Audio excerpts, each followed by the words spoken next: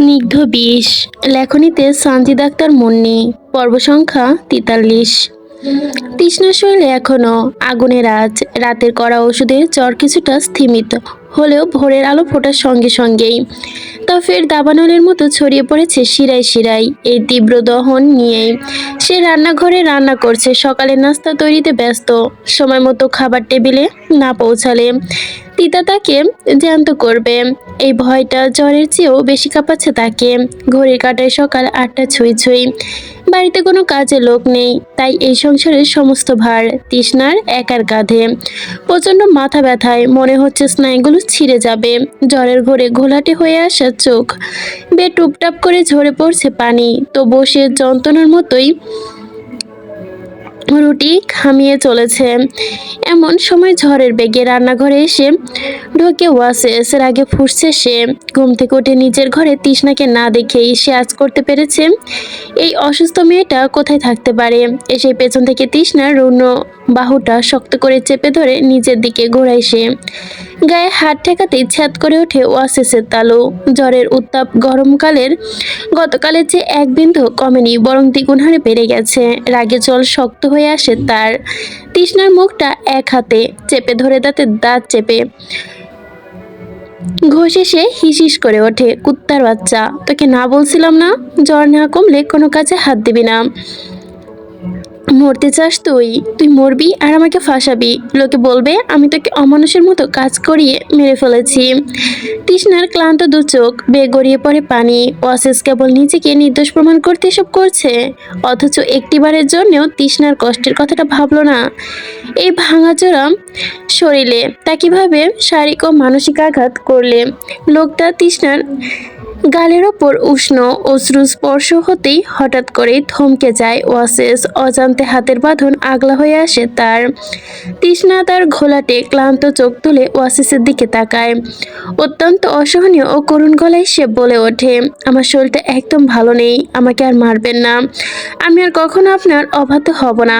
কথাগুলো শুনে অদ্ভুত এক অস্বস্তি এসে দলা পাকায় ওয়াসেসের গলায়।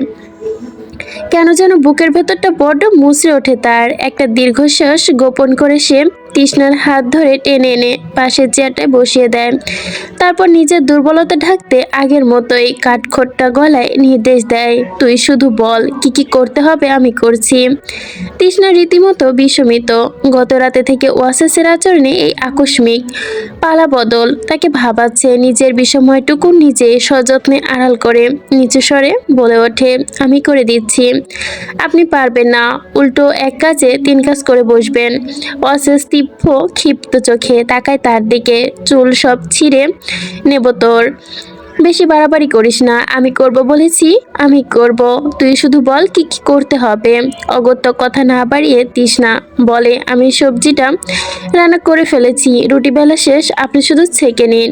এই ডান দিকে তাওয়াটা রাখা আছে। তৃষ্ণার কথা মতো তাওয়া এনে গ্যাসের চুলার ওপর বসায় ওয়াসেস। তারপর চরম আনাড়ির মতো একের পর এক রুটি সেঁকতে শুরু করে। আগুনের আঁচে কোনোটা পুড়ে একেবারে কয়লা হয়ে যায়, তো কোনোটা একেবারে আধকাচা। এভাবে যুদ্ধ করে ৮টা রুটি সেঁকা শেষ করে সে। একটা প্লেটে রুটি আর সবজি নিয়ে আরেকটা চেয়ার টেনে তৃষ্ণার দিকে এসে বসে ওয়াসেস। গম্ভীর গলায় বলে, আমি খাইয়ে দিচ্ছি, চুপচাপ গিলবি। তৃষ্ণা বাধ্য মেয়ের মতো মাথা নাড়ে। অশেষ একটা রুটি ছিঁড়ে ওর মুখে দেয়। এক লোকমা চিবোতেই তৃষ্ণা বুঝতে পারে রুটির ভেতরটা পুরোই কাঁচা। এই অখাদ্য গেলা অসম্ভব, কিন্তু সে কোনো কথা প্রকাশ করে না। সে শান্ত গলায় বলে, আমার না বমি পাচ্ছে, জ্বরের মুখে কোনো স্বাদ পাচ্ছি না, আমি আর খাবো না। অশেষ এই শুনে নিজের মুখে দুটুকরো পুড়ে দেয়, কিন্তু নিজের হাতের এই অখাদ্য বেশিক্ষণ মুখে রাখা যায় না, পরক্ষণে সম্ভব হয় না। ওপরে গিয়ে প্লেটটা সশব্দে জায়গায় রেখে বিরক্তি সুরে বলে, ধুর, কিসব রুটি এসব, আমি বাইরে গিয়ে খেয়ে নিব। এ কথা শুনে তৃষ্ণা একটি দীর্ঘ শ্বাস ফেলে টলটলে পায়ে উঠে দাঁড়ায়। প্লেট থেকে 3টা আধকাচা রুটি নিয়ে তাওয়ায় খুব সাবধানে নিখুঁতভাবে ছেঁকে নেয় সে। তারপর নতুন করে প্লেটে রুটি আর সবজি সাজিয়ে ওয়াসেসের হাতে তুলে দেয়। বাইরে খেতে হবে না, খেয়ে নিন। ওয়াসিস আর কোনো কথা না বাড়িয়ে খেতে শুরু করে নিজের বোকামির পর। এখন কথা বাড়ালে সে উল্টো লজ্জায় পড়তে হবে, সে তো বেশ বোঝে। তবে রুটি চিবোতে চিবোতে নিজের ভেতরে অস্বস্তি আর দুর্বলতা ঢাকতে, তৃষ্ণাকে কথার পানে বিদ্ধ করতে সে ছাড়ে না। তুই আবার ভেবে বসিস না যে আমি তোকে আপন করে নিব। তোর মতো মেয়ে এই বাড়ির কাজের লোকের থেকেও থাকাই উত্তম, বউ নয়। নিষ্ঠুর কথাগুলো শুনে তৃষ্ণা ফেলফেলে চোখের কোণে ফুটে ওঠে এক চিলতে ম্লান হাসি, বেদনাময় সেই হাসি। শান্ত নির্বিকার স্বরে সে জবাব দেয়, আমার মতো এতিমের আবার স্ত্রী হওয়ার যোগ্যতা আছে নাকি? বেঁচে আছি এটাই যথেষ্ট। সময়টা এখন জোহরের পর। খাওয়ার ঘরের মেঝেতে পাটি বিছিয়ে তৌসিরকে খাবার দিচ্ছে নাজা। সকালে কিছুটা পেটে পড়েনি তৌসিরের, তাই এখন খেতে এসেছে সে। নাজা ওর পাতে ভাত বেড়ে দিয়ে মুখের দিকে তাকে জিজ্ঞাসা করে, কি দিয়ে দিব? তৌসির কোনো প্রত্যুত্তর না করে এক তৃষ্ণার্ত দৃষ্টিতে নাজার দিকে তাকিয়ে থাকে। গোসল শেষে ভেজা খোলা চুলে কি মারাত্মক লাগে না তাকে?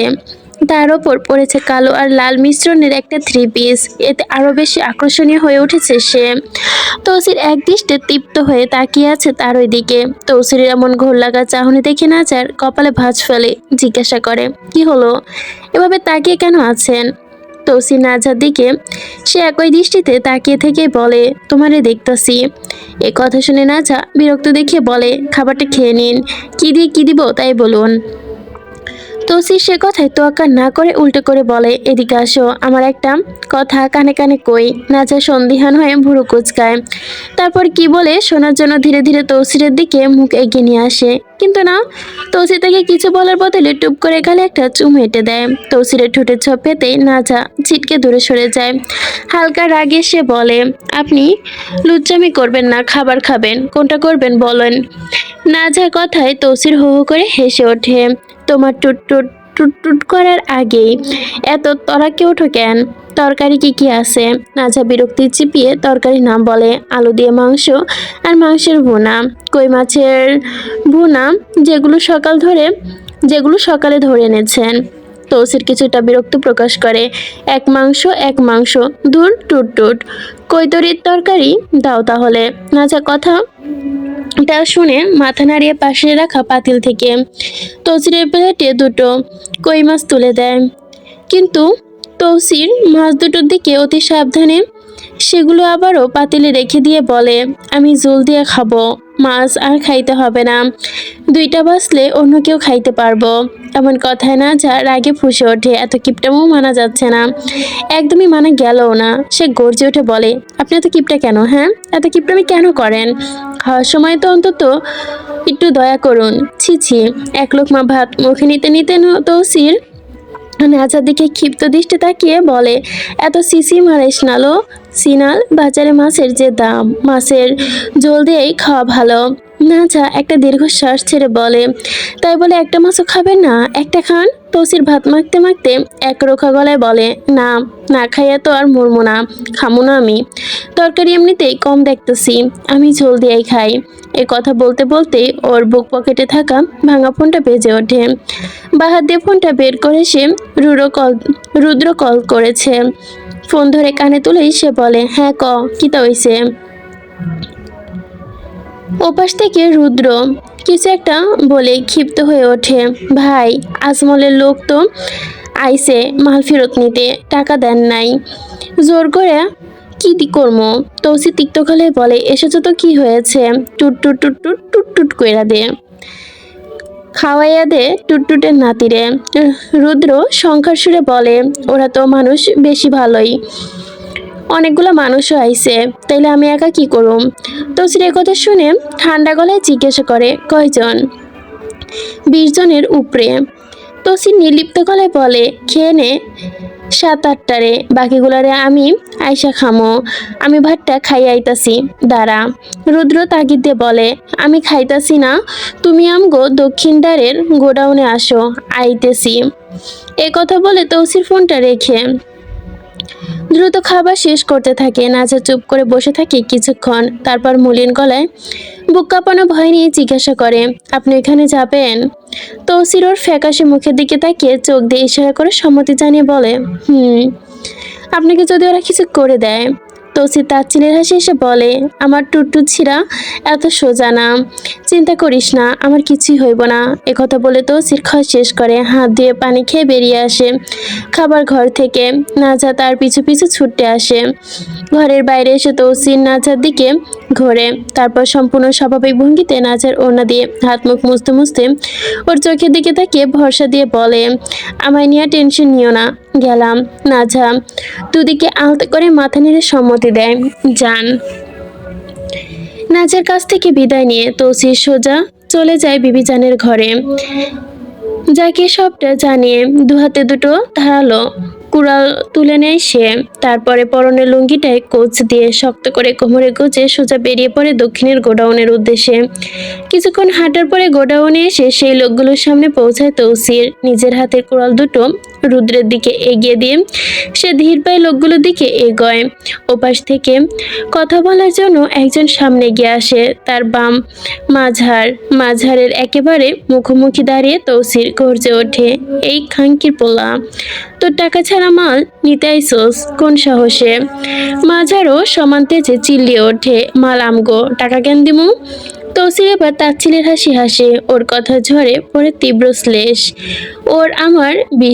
ওরে আমার বিশ্ব টুটটুট রে, তগমাল তো তগই, কিন্তু উদ্ধার তো করছি আমরা। তোদের বাপের সাথে কি ডিল হয়েছিল? মাল ফেরত আনলে টাকা দিয়া দিবি, কিন্তু কই টাকা কই? মাঝার জেদ ধরে বলে, আমরা টাকা দিব না। মাল কথা শেষ হওয়ার আগেই তৌসিরের মাথায় রগ যেন রাগে দপদপ করে ওঠে। সে তাতে দাঁত চেপে বলে, মাল তোর টুটটুট দিয়া ভৈরা দিমু, চুপ কইরা চইলা যা এইখান থেকে। মাঝারও নাচর বান্দা, যামু না, কি করবি কর। এ শুনে তৌসির যেন কিছুটা মজা পায়। সে বাঁকা হেসে, কি করমু, দিতাম মায়ের, কিন্তু তুই তো দিতে পারবি না। মাঝার বুক চিত করে দেয়, দে মায়ের, আজ হয় লাশমো নয় মাল নিয়া যামো। মাঝারের কথা শুনে তৌসির এবার শব্দ করে হাসতে থাকে। হাসতে হাসতে ভয়ঙ্কর এক গলায় বলে ওঠে, এমন মায়ের দিমু, মায়ের খেয়া পড়লে আর সোজা হইয়া দাঁড়াবার পারবি না। এ কথায় তৌসিরের দিকে হাত বাড়িয়ে গলার আওয়াজ চড়িয়ে বলে, রুদ্র, কুড়ালখানা দে। রুদ্রর হাত থেকে ভারী কুড়ালটা মুঠোয় আসতেই তৌসিরের চোখের মনি যেন নরকের আগুনের মতোই জ্বলে ওঠে। কোনো বাক্য ব্যয় সে করে না, কোনো প্রস্তুতি নেই। চোখের পলকে কুড়ালটা বাতাসে এক ভয়ঙ্কর হিসির শব্দ তুলে প্রবল বেগে নেমে আসে মাঝারের ঘাড়ে।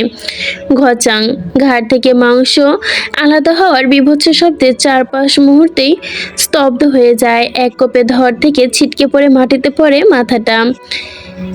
মাটিতে গড়িয়ে পড়তে মাঝারের চোখ খোলা, মুন্ডুটা ফিনকি দিয়ে ওঠা তাজা রক্ত, লাল হয়ে যায় মাটি। পর মুহূর্তে মুন্ডুহীন ধরটা বুকে এক সজোরে লাথি বসিয়ে ধুলোতে ফেলে দেয় তৌসির মুহূর্তেই খেয়ে দেয় মাঝারকে। তারপর শুরু হয় আর বিষের এক রক্তক্ষয়ী অসম লড়াই। তৌসির একা, কিন্তু তার রন্ধ্রে রন্ধ্রে মিশে আছে মৃত্যুর নিখুঁত শিল্প। চারপাশে ঘিরে থাকা সশস্ত্র শত্রুদের মাঝখানে সে এখন মূর্তিমান প্রলয়। চোখের পলকে তার হাতে ধারালো কুড়ালটা তৎক্ষণাৎ মৃত্যুর মতো ধেয়ে আসে। প্রথম আক্রমণকারীর বুকের পাঁজরের হাড় চূর্ণ করে সোজা এফোর ওপর করে দেয়। লোকটা আর্তনাতি গলায় রক্তের বুদবুদ তুলে আটকে দেয়। সে গঙ্গাতে থাকা শরীরটায় পা দিয়ে সজোরে লাথি মেরে দূরে ঠেলে দেয়। বিদ্যুতের গতিতে ঘুরে দাঁড়ায় তৌসির। ভারী কুড়াল শূন্যে এক ভয়ঙ্কর অর্ধবৃত্ত রচনা করে, আর সেই মরণ আঘাতে আরেকজনের কপালে দুফোঁটা করে মগজ ছিটকে পড়ে ধুলোয়। তৌসিরের প্রতিটি পেশি আজ রক্তে নেশে উন্মুক্ত। লৌহ কঠিন হাতে এক প্রবল আঘাতে একজন শূন্য কয়েক হাত উড়িয়ে দিচ্ছে। সজোরে আছড়ে পড়ে, মেরুদণ্ড ভাঙার মটমট শব্দ শোনা যায় স্পষ্ট। চকচকে ফলার এক নির্মম, এক দ্রুতিহীন কোপে চারপাশটা ভিজিয়ে দেয় তৌসিরের মুখও। কোনো ভুরুক্ষেপ ছাড়াই সে এক হাতে একজনকে শূন্যে তুলে আছড়ে মারে মাটিতে। এরপর অবলীলায় মাটিতে পড়ে থাকা এক শত্রুর বুকের ওপর পা দিয়ে পিষ্টে পাঁজরের হাড় আটকে থাকা কুড়ালটা সে ঘচাং করে বের করে আনে।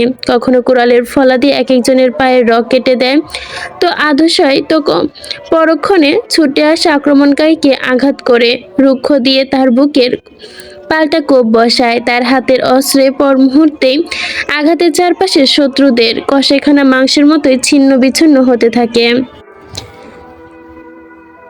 তার হাতের অস্ত্রে মুমূর্ত আঘাতে চারপাশের শত্রুতা যেন কষাইখানা মাংসের মতোই ছিন্ন বিচ্ছিন্ন হতে থাকে। চারদিকে এখন শুধুই মৃত্যু যন্ত্রণার গগন বিদারণী আর্তনাদ। ওরা কোরালের মেঘ আর মাটিতে লুটিয়ে পড়া একের পর এক বিভৎস ক্ষতবিক্ষত লাশ। বাতাসে ভাসছে কাঁচা রক্ত আর মৃত্যুর বমিয়ানা কালচে গন্ধ।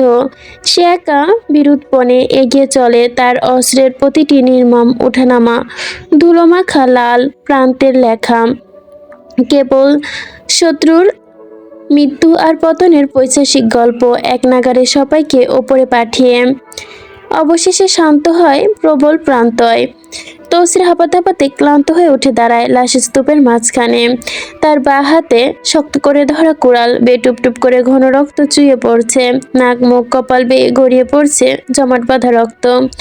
পরনে সাদা লুঙ্গি আর কালো শার্ট, এখন আর চেনার উপায় নেই। তাজা রক্তে ভিজে একাকার যুব হয়ে গেছে, ভারী হয়ে লেপ্টে আছে তার শরীরে। সাক্ষাৎ এক রক্তম্লান শয়তানের মতো দাঁড়িয়ে থাকে তৌসির শিকদার বাড়িতে। সময় এখন সন্ধ্যা 6টা। ইকরাদের বিয়েতে এসে মায়া যে শিকদার বাড়িতে ঘাঁটি গেড়েছে, সে যাওয়ার কোনো নামগন্ধই নেই। এতদিন ধরে সেখানে পড়ে থাকা স্বাভাবিক, এমনিতেও নাচার বিরক্তির কারণ। তার ওপর তো যুক্ত আছে মায়ার আদিক্ষেতা। তৌসির মারামারি করতে গিয়ে শরীরে সামান্য আঘাত নিয়ে বাড়ি ফেরে। মারামারি করতে সে 2-4 ঘা খেয়েছে, এটা তো স্বাভাবিকই। নাচার বিষয়টা সেভাবেই দেখে, কিন্তু তৌসির বাড়ি ফেরার পর থেকে মায়ের যে নাটক শুরু হয়েছে তা দেখে নাচার গা জ্বলে যাচ্ছে। করি না কারি বা সব সহ্য হবে, এই ক্ষতে ওষুধ লাগিয়ে দাও, এটা খাইয়ে দাও। মায়ের এই গদগদ আচরণ নাজার সহ্য সীমার বাহিরে। সন্ধ্যার পর নাচা নিজে রান্নাঘরে আসে নিজের জন্য 1 কাপ চা বানাতে। ঠিক তখনই মায়া সেখানে এসে হাজির। তৌসির তখন বসার ঘরে বিশ্রাম নিচ্ছে, আর মায়া তার জন্য স্যুপ তৈরি করছে। নাজার পাশে দাঁড়িয়ে মায়া উদ্দেশ্য প্রণীতভাবে গুনগুন করে শোনাতে শুরু করে, তৌসির ভাইয়ের খেয়াল তো রাখো না, এটা করো না, ওইটা করো না। নাজা নিজের রাগটা যথাসম্ভব চেপে রেখে মায়ের দিকে তাকিয়ে একদম ঠান্ডা গলায় বলে, তুমি স্যুপ রাখো, আমি দিব। জামাই আমার, তোমার না। কথাটা শুনে মায়া দপ করে জ্বলে ওঠে, রেগে গিয়ে পাল্টা জবাব দিয়ে বসে, তোমার জামাই তো কি হয়েছে, সে আমার মামাতো ভাইও। রান্নাঘরে এখন বিবিজান উপস্থিত। মায়ের এই নির্লজ্জ উত্তর শুনে রাগে নাজা সারা শরীর থরথর করে কাঁপতে শুরু করে। এতদিন ধরে কি এই মেয়ে যত সব নাটক করছে তা দাঁতে দাঁত চেপে সহ্য করেছে সে। শুধু তৌসির মায়াকে পাত্তা দেয় না বলে সে চুপ করে আছে, কিন্তু আর কত, সবকিছুর একটা সীমা আছে। হঠাৎ করে নাচা রান্নাঘরের ফাটানো করার মতোই একটা চিৎকার দিয়ে ওঠে, তৌসির এইদিকে আসুন। নাচের এমন ডাক দিতে দেরি, সেটা শুনে তৌসিরের দৌড়ে আসতে দেরি না। সে মনে মনে ভাবে হয়তো বিবিজানের সাথে নাচার বড়সড় দাঙ্গা বেঁধে গেছে, তাই হন্তদন্ত হয়ে ছুটে আসে সে। তৌসির রান্নাঘরে এসে দাঁড়াতেই নাচার রক্তচক্ষু তার দিকে তাকায়, দাঁতে দাঁত চেপে হিসিয়ে গলায় বলে, সে এমন একটা আচরণে কথা বলে যা শুনে উপস্থিত সবার মাথায় ওপর যেন আকাশ ভেঙে পড়ে। আমাকে বিয়ে না করে এই বেশ্যামাগিকে বিয়ে করলে না কেন, যে মানুষের জামাই নিয়ে টানাটানি করে। এত বড় জঘন্য একটা গালি শুনে রান্নাঘরে থাকা সবাই বরফের মতো জমে যায়। নাজার মতো শান্ত আর ভদ্র একটা মেয়ের মুখে এমন ভাষা, হতভম্ব হয়ে যায় সবাই, একে অপরের মুখ চাওয়াচাই করতে থাকে। তৌসির দ্রুত পা চালিয়ে নাজার পেছনে গিয়ে দাঁড়ায়, পরিস্থিতি সামাল দিতে ফিসফিস করে বলে, কি হয়েছে, এইসব কইতাছো কেন? তৌসিরের দিকে এক নজর তাকিয়ে নাচে, এবার মায়ের দিকে তাকিয়ে জ্বলন্ত দৃষ্টি নিক্ষেপ করে রাগে ফুঁসতে ফুঁসতে বলে, কি হবে, যেদিন থেকে বাড়িতে এসেছে সেদিন থেকে হারপাস জ্বালিয়ে খাচ্ছে এই মেয়ে, কিন্তু আপনি কেন কিছু বলছেন না? যেদিন থেকে এই বাড়িতে এসেছে সেদিন থেকেই দেখছি চিপকিয়ে চিপকিয়ে থাকে। আমি বউ হয়ে এত চিপকা চিপকি করি না। ও যতটা করে, ওর যখন এত উত্তেজনা তাহলে ওরে হাঙ্গা করতেন। আমাকে কেন করলেন? আমার জামাইয়ের চিন্তা আমি করুম, ও কেন এত বাড়াবাড়ি করবে? দুই টানে ওরে ফাড়তে আমার একটু সময় লাগবো না, বলে দিলাম। এত অপমান হজম করতে না পেরে মায়া রাগে তড়িঘড়ি বলে ওঠে, তোর মতো বেয়াদব না আমি। আমি শুধু একটু যত্ন নিচ্ছিলাম, আর তুই তো তৌসির ভাইয়ের সুখ দুঃখ বুঝোস না। মায়ের মুখে এই কথা শোনার পর নাচার ভেতরে বারুদ যেন চূড়ান্ত বিস্ফোরণ ঘটিয়ে দেয়। সে একেবারে ফেটে পড়ে চিৎকার করে ওঠে, হ্যাঁ আমি তো বুঝি না, তাহলে তুই আয়, তুই হাঙ্গা ব আমার জামাইয়ের কাছে। আমি চলে যাই, তুই সংসার কর, হাঙ্গা কর, হাঙ্গা ব তুই। বেচ্ছা সিনাল কোথাকার, নির্লজ্জ বেহায়া নতি কোথাকার। আমার জামাইয়ের আশেপাশে যদি আর দেখি তাহলে তোর টুটটুট ফায়রা দিমো। এতদিন ধরে খালি ভদ্রতার খাতিরে কিছু বলি না, নয়তো তোরে ফায়রা শুকাই দিতে সময় লাগবো না। জানুয়ারি কোথাকার। পুরো রান্নাঘর স্তব্ধ। তৌসির স্তব্ধ হয়ে দাঁড়িয়ে আছে নাচার মুখে এমন আগ্নুৎপাত ভাষা দেখে। তার নিজের মুখ দিয়ে টু শব্দটি বের হচ্ছে না।